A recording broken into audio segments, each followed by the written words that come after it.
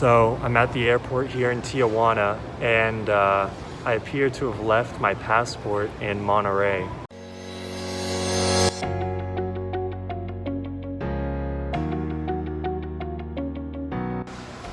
Well, there's no Ubers driving and there's no taxi either, so I guess I'm gonna have to figure this out. 2 hours later. Okay, as you can see, I finally got an Uber home, and it was still raining pretty hard the whole way there.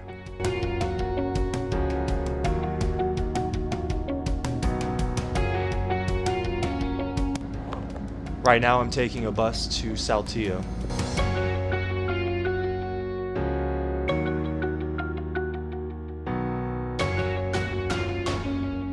So when I was researching Saltillo and Coahuila in general, I actually found out that 95% of Mexico's coal reserves are in the state, and it's actually Mexico's top mining state. All right, it's pretty loud here, but I made it to Saltillo, and I'm gonna have a look around, see what there is to do here, see if there's any cool spots to look at. Because it's still the height of the years here in Mexico, and cases are constantly rising, I'm definitely not going to be able to get into very many places, but we're going to see what we can.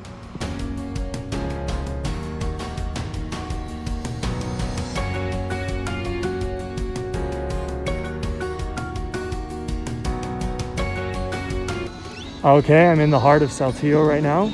It looks like there's quite a few pigeons here. The kids seem to be playing with them, I guess. Over here we have the cathedral for the city. It's pretty nice. It's definitely one of the nicer ones. Could use some color, but all in all, I'd say it's pretty good.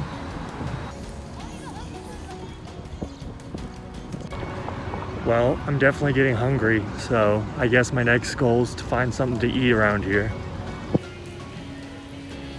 Well, I'm trying to support local businesses in the crisis, so I went and I got myself some ice cream, you know, to help out. Well, in the United States, they might be tearing down the statues to their history, but here in Mexico, they still have them going strong. As you can see, they honor both sides of their heritage, both the Spanish and the native. All right, so I got myself 3 quesadillas and a Hoya soda, I guess, which is local to Nuevo Leon. There's a second square here in the town. That's pretty nice. So Monterrey was one of the more expensive cities I've been to in Mexico. So if price is a factor in visiting places in Mexico, I definitely say Saltillo over Monterrey. But there's definitely a whole lot more to do in Monterrey for sure. One thing I really like about Saltillo is it's definitely got more of a small town vibe than a lot of other cities in Mexico. It's got a population of around 700,000, I believe, and it definitely feels like a town of only like 15, 20,000. I just noticed this little cutout, so I came down it. There's a little market in here. You can see.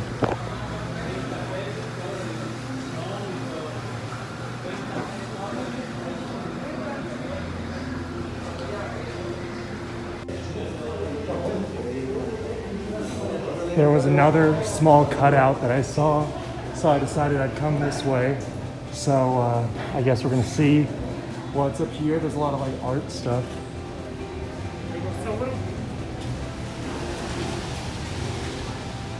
Looks like it might be a party store though.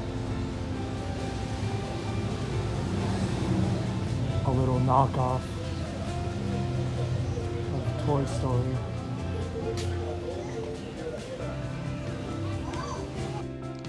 As you can see here in Saltillo, a lot of places have had to close down, and the ones that are still open have much less foot traffic than they probably do on a normal day.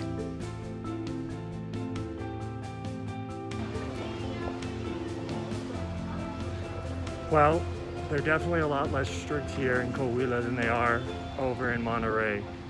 They've got stores open, you can eat in.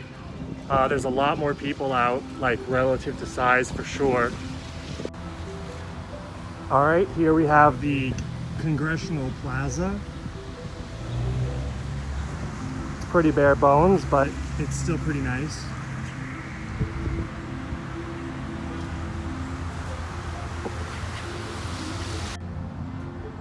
I keep seeing these hearts all over the city. If any of you guys know what these are, please let me know down in the comments below, because I have no clue and there's no sign or anything on them.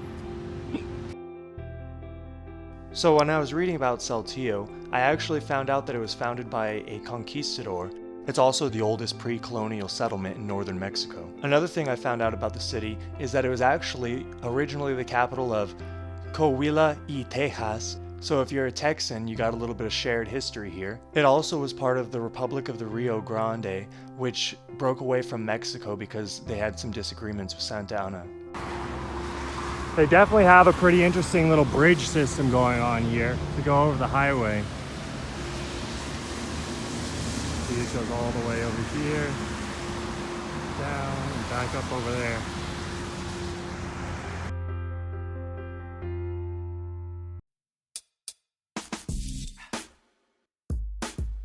Another interesting thing I learned while I was in Saltillo is that it actually has the biggest dinosaur dig site in the entire world, and it has a dinosaur named after it. I didn't have time to get the signs on the way in, so I made sure to get them on the way out. This is the Chrysler factory outside of Saltillo. Saltillo actually makes up about 37% of the cars made in Mexico and about 62% of the trucks. Well, after all that, I took the bus back to Monterrey. So once I got back to Monterrey, I decided that since Justin had to leave in such a hurry, I'd go around and check out some of the sites that we missed along the way.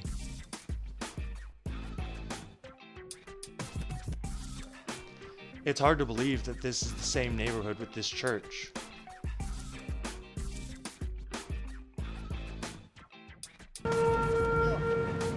So I'm here in this plaza, and there was some alarm going off. I don't know if you heard it at the very beginning of this.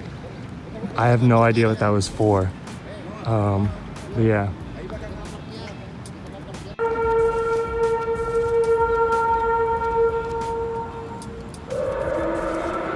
I don't know if you can hear it, but the alarm's going off again. And this is a museum. And they have a giant pencil out front.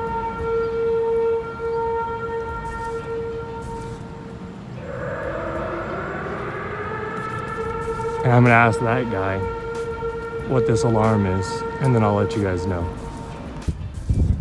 Okay, so I spoke to Fernando, and he said that basically it was just a car alarm.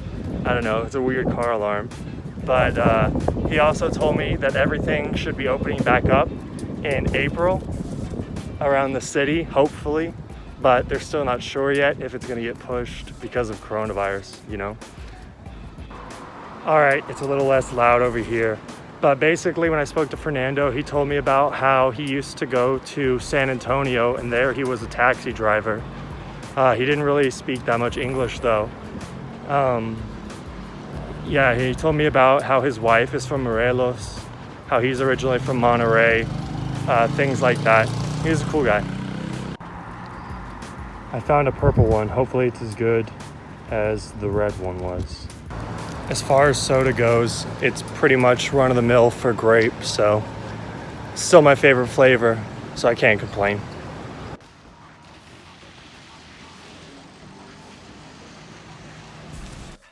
We were in such a rush to go and see everything that we could that Justin and I never even realized that this church was just down the street from where we were until after he had left.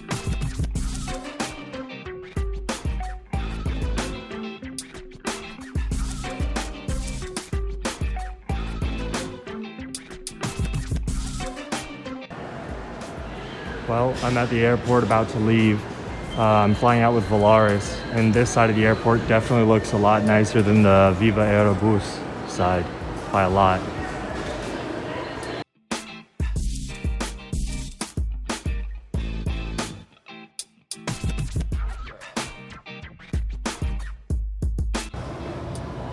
Alright guys, so I'm at the airport here in Tijuana, and I appear to have left my passport in Monterrey. So I just booked a flight going back to Monterrey today. I have a layover in Mexico City, and then I'm going to pick up my passport and then fly right back.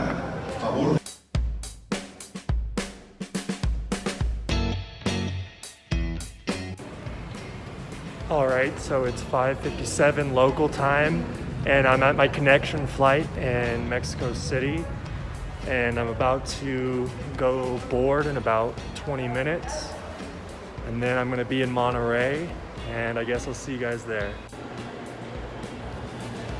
Alright, I'm back in Monterrey, and I'm here to get my passport. Hopefully I can find it. See how this goes. Alright, I'm here at the Lost and Found. They were pretty surprised that I came back from Tijuana so quickly for my passport, but they knew exactly who I was when I said my name. And yeah, they're gonna go get it for me right now.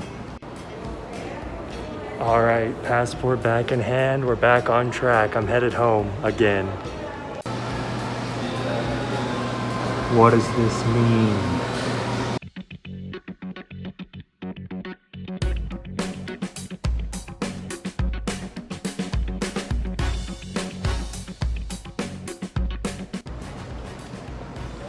Alright, I'm back in Tijuana. It's been 3 flights and 1 day later, but I finally made it, passport and all. Now I just gotta cross the border and I'm back home in America. Well, I think Saltillo was a really nice little town to visit, and probably worth visiting if you're already in the area. As far as Monterrey, I'd say it's definitely one of the nicest cities in Mexico that I've seen. It definitely has a lot of potential, even though I didn't get to see a lot of stuff because everything was closed. But I'd still put it probably in the top 2. If I have any tips for traveling in Mexico, it would definitely be don't lose your passport and end up spending an entire day flying back and forth trying to get it. It's definitely not a fun time.